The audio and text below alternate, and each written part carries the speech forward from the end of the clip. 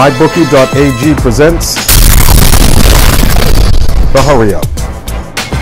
Welcome into the NESN Digital Studio. Courtney Cox here for week 2 of The Hurry Up presented by MyBookie.ag. Last week we talked AFC. This week we're talking NFC and of course the New England Patriots. We've got your normal cast of bandmates here from Gillette Stadium and in studio. So let's jump right into it. This is week 2, The Hurry Up NFC.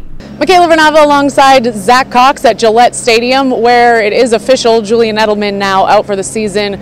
Huge loss, obviously, for the Patriots, and I'm curious if this will affect the team's approach heading into the final preseason game, normally a game where we wouldn't see much of the first teamers, probably wouldn't see Tom Brady at all, but given now that they'll have to replace Edelman, I know there's a lot of depth there, but Edelman was a key cog in this offense, so do you think their approach will change now heading into this game? I can kind of see where you're going with this, that Tom Brady, it would be beneficial for him to work a little bit more with the players that he maybe hasn't been able to work with a little bit so far with Julian Edelman in there. But I don't think so. I think they're just going to go status quo in this one. They're probably going to sit all of their really significant high-profile players, I especially don't expect to see Tom Brady, Rob Gronkowski, Brandon Cooks, Chris Hogan, any of these guys. I think they're just going to put them on the shelf, don't want to risk getting another guy hurt, and I think they're really going to give this game to the younger, lower-level guys who are fighting for roster spots. And again, of course, this receiving core is loaded, but which receiver do you think will fill Edelman's shoes in terms of playing that role that he brought to Tom Brady? It's hard to say one player who's going to fill his shoes because Julian Edelman's a pretty unique player. They don't really have another one who can really replicate his skill set. Danny Amendola is probably closest to that skill set, but I don't think you're going to see a super significant jump in his snaps. He's a little injury prone, he's a little older. I think Chris Hogan's probably going to be the biggest beneficiary from this because I think he shifts up from that number 3 spot to that number 2 spot behind Brandon Cooks, and I think him and Cooks are really going to be the two kind of leaders of this receiving game now, obviously along with Rob Gronkowski. Well, who's the beneficiary of that bump in the depth chart? What's the domino effect perhaps for a guy who maybe was on the roster bubble, maybe wouldn't have made it if Edelman was still in, but now there's an extra spot open? It's tough to say. I wrote about this a little bit this morning, actually. There's a couple different ways they can go about it. They can choose to keep just 4 wide receivers plus Matthew Slater, roll with that, give the roster spot to another position. They can keep somebody else from lower on the roster. Austin Carr is a popular pick there. Devin Lucien could be a candidate too. G.J. Foster as a running back. Or they could go out and trade for another receiver, which I don't really see happening right now. Peter King actually wrote yesterday that that's the path that he thinks they'll take. I don't know about that. I think what you'll probably end up seeing is you see someone like Foster or Carr or Lucien stick around. But like you said before, this team is deep enough that even if they do keep that 5th wide receiver, he probably won't play too significant of a role unless they end up losing somebody else like Malcolm Mitchell or Danny Amendola to injury, because they are very, very deep at that position even with Edelman out. Malcolm Mitchell is a guy that I definitely thought would benefit from this and getting more reps. He's been banged up though. Exactly, yeah. So we'll keep tabs on that and keep you up to date on everything going on here in Foxborough. So keep it on NESN.com. And we're back in the NESN Digital Studio. Welcome now to Darren Hartwell. And it is time for Fantasy Football Draft do's or don'ts, and don'ts, I guess. We're going to do both. You're the guy that we got to ask the questions to. So let's start with the good news. What should people be doing heading into their fantasy drafts? I think the biggest one for me is to get at least one elite running back in the first 2 or 3 rounds. I think the running back crop is pretty small. It's pretty shallow this year. There are some great Tier 1, Tier 1A running backs. You have guys like Le'Veon Bell, Ezekiel Elliott, obviously suspended, but David Johnson, and then right below that you have guys like Devonta Freeman, Melvin Gordon. After that, there's a pretty steep drop-off in that Tier 2, Tier 3. So I think you want to get one of those guys in the first 2 rounds. Use that pick on that. All right, now with the good news, there's always the bad news. So what should you not be doing heading into the draft? Yeah, I think when you look at quarterbacks and tight ends, those are maybe a position that you'd if you have a draft pick, you'd reach for them instead of drafting running back. I would wait for the QB and the tight end. There's a tendency to want to get a guy like Drew Brees or Tom Brady, obviously, or Gronk. I think you can wait and get better value if you wait for the lower rounds. Guys like Jameis Winston I like a lot this year. And there are some mid-level tight ends also Cameron Brate, his own tight end in Tampa Bay. I think if you wait a little bit, you can use those higher picks on wide receivers and running backs, guys who still have value, and then you can get not the same production as a guy like Brady or Rodgers, but pretty close.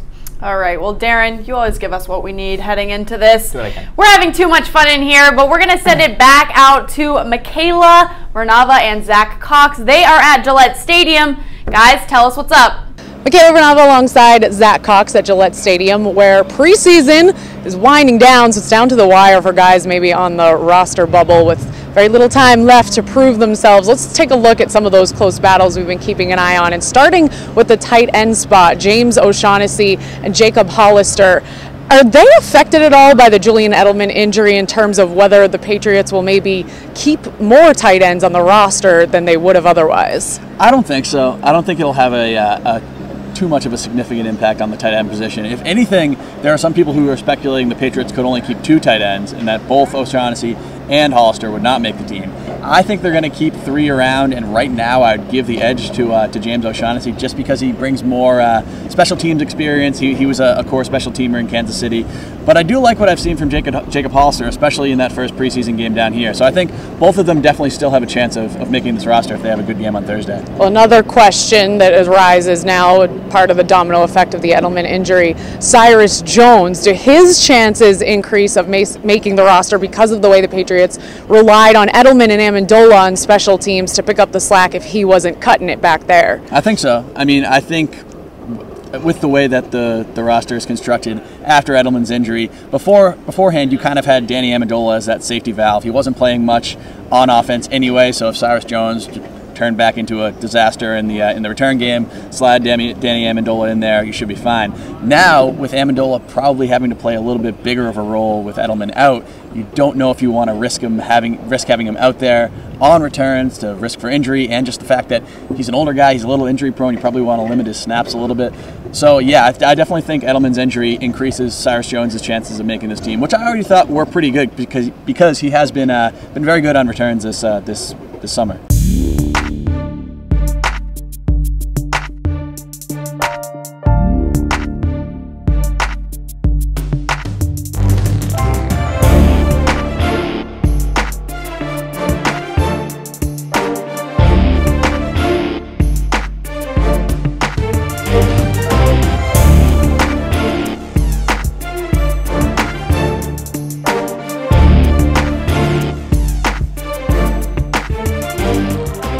Thanks so much, Michaela and Zach. We are back in the NESN Digital Studios. Courtney Cox here with Ricky Doyle.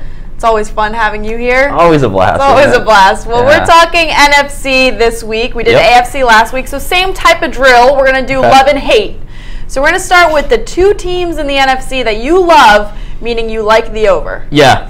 So again, looked at the projected win totals.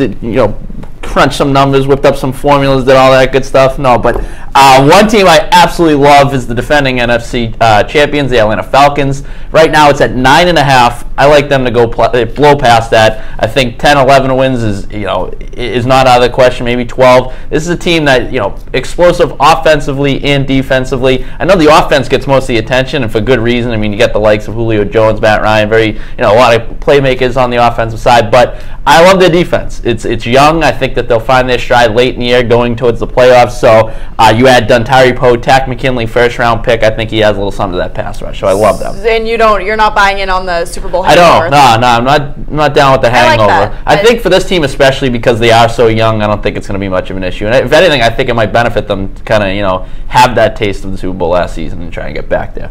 Another team I absolutely love from an over standpoint is the New York Football Giants, and I think the NFC East. I'm glad that you specified that. It's football New Giants. York Football Giants. And it's for them. It's also kind of probably more defense than anything. You could make the case they have the best secondary in the NFL. I love their defensive line, especially against the run. I think the Cowboys will take a step back this year. I'm also not really sold on the Redskins, so I think that helps them. And the win department to get over 8.5 wins. All right, so with who you love, you also have who you hate. Sure. So who do you hate? And I don't like that word, but who do you like the under? So I dislike the New Orleans Saints. They're at 8.5. in that division with the Falcons. The last 3 seasons, they've been consistently mediocre, 7-9 each of the last 3 seasons. Drew Brees, another year older, as good as he is, another year older. I'm not as bullish on the Adrian Peterson move as that maybe some other people. You lose Brandon Cooks, so I just think that offense might take a step backwards, and I don't think they did enough defensively in that secondary to really improve. I mentioned when I was talking about the Giants that I didn't like the Redskins all that much. Just don't like them to win. It's 7.5 is the line at this point. I like them to fall under that total because, like I said, I like the Giants. I think the Eagles will take a step forward this year, second year with Carson Wentz at the helm. New coordinators on both sides of the ball, so a lot of unpredictability. Lost some playmakers, Deshaun Jackson, Pierre Garçon. So don't really like the Skins all that much. All right. Well, there you have it. See, that was easy. That was great. All right. Great stuff from Ricky. You can follow along with him at the Ricky Doyle.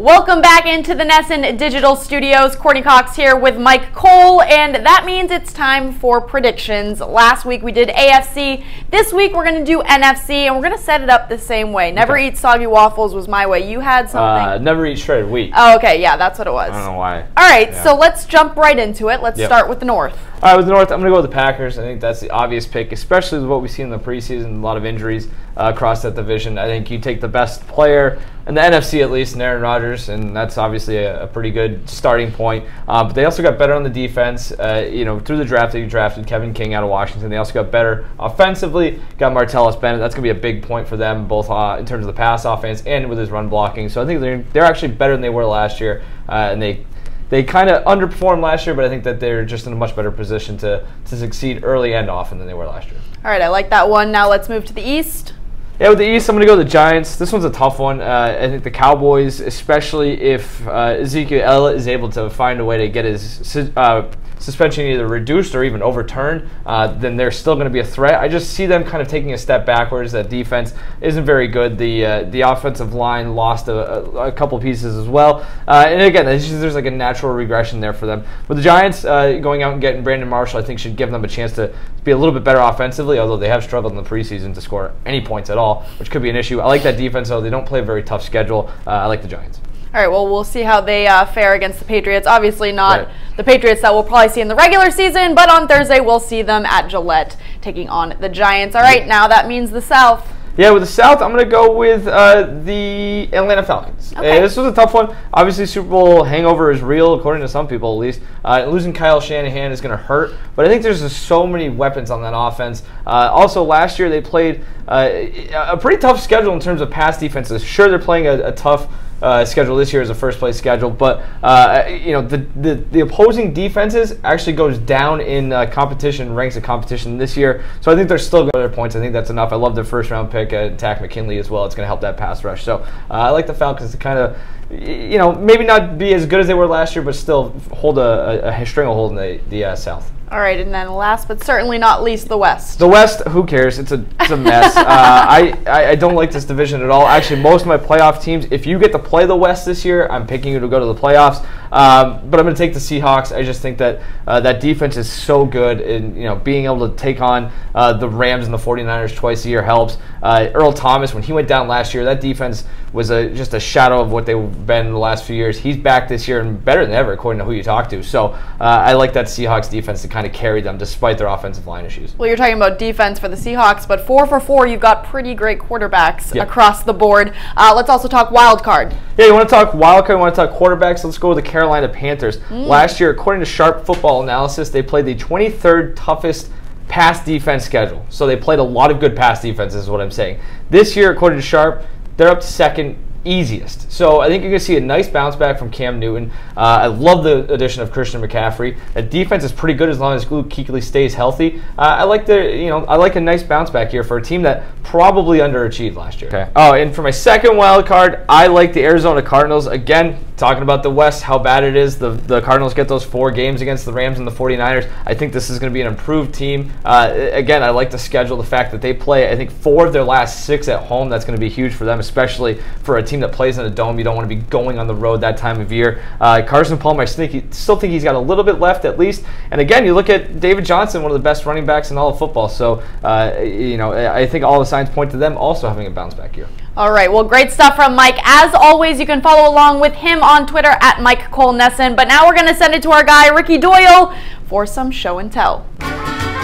The name of the game is Show and Tell. This is where I bring in objects each week and use them to give you a few developing thoughts I have on the NFL season. First object we're bringing in this week, I need some ibuprofen. I needed to dig into the cabinet above the sink and get myself a pain reliever because I got a splitting headache from the amount of people that are complaining about Matthew Stafford's new contract with the Detroit Lions. And frankly, I think it's unjustified. This is a legitimate deal. I think it's a good deal for the Lions. They have themselves a franchise quarterback, and I know you're probably sitting there saying, what? This guy's never won a playoff game. But all too often we sit here and look at contracts inside of a vacuum. You just can't do that. It's about leverage. It's about timing. And the fact of the matter is, this guy's coming off his best season. He was going to get paid. This is the time to do it. And a few years from now, this contract's never going to look like a bargain. But in a few years from now, as other guys get paid, as the salary cap goes up, this isn't going to look like a bad deal. So stop complaining because really, you're just giving me a headache. So that moves on to, we're going to bring in now a pump. And speaking of quarterbacks, there's been a lot of pumping of Aaron Rodgers' tires, not just this season, but in previous season. That's because he's one of the best quarterbacks in NFL history, and I am extremely bullish on him going into this season. He's going to have a healthy complement of players to start the year. Drafted a good running back tandem in rounds 4 and 5. Added Martellus Bennett, another weapon to have at his disposal. I think Aaron Rodgers is going to break Peyton Manning's single-season touchdown record by throwing for more than 55 touchdowns. That's how much I like him. That's how much I like the Packers, especially on offense. One team I do not like, however, in the NFC is the Dallas Cowboys. And that's why I'm bringing in a chicken salad sandwich, because as the saying goes, you can't make chicken salad out of chicken. Well, you know the rest of it. And frankly, the Dallas Cowboys they have not had a good offseason. I know they were the #1 seed in the NFC last year, but so much has gone on. So many off-the-field distractions from Ezekiel Elliott's suspension. Nolan Carroll was brought in to try and replace the 3 starters they lost in that secondary. He got arrested. David Irving suspended. So just not a lot of good things going on in Big D right now. I think they were going to regress as it is. I like the Giants in that division. I like the Eagles to take a big jump in their second season with Carson Wentz at the helm. I'm going out on a limb and I'm saying the Dallas Cowboys, last year's #1 seed in the NFC, will not make the playoffs. Well, that will do it for week 2 of the Hurry Up presented by MyBookie.ag. Make sure to come back next week. It will be week 1. The regular season football is back and we're excited. We've got your predictions, your picks, and your fantasy tips. So you want to make sure to come back, NESN.com. You don't want to miss it. But for everyone here, thanks so much for tuning in.